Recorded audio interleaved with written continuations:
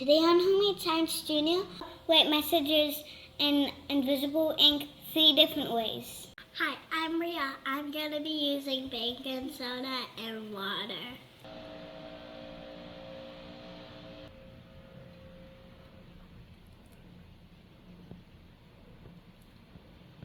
Hi, I'm Gabriella, and I'm going to be using milk.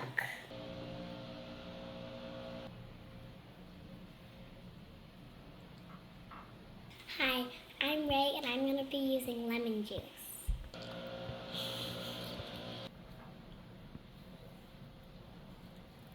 Now we need to let our messages dry. See the lemon juice message? We just need to add heat. I can already feel the heat running on my tongue. Heating up the lemon juice makes it oxidize and turning it brown. For the milk, we're also going to use heat.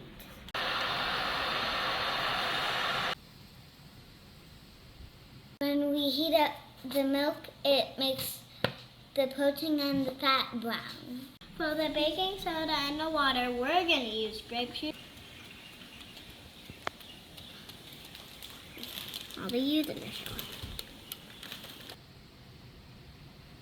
The chemical reaction happens when we mix grape juice and baking soda together.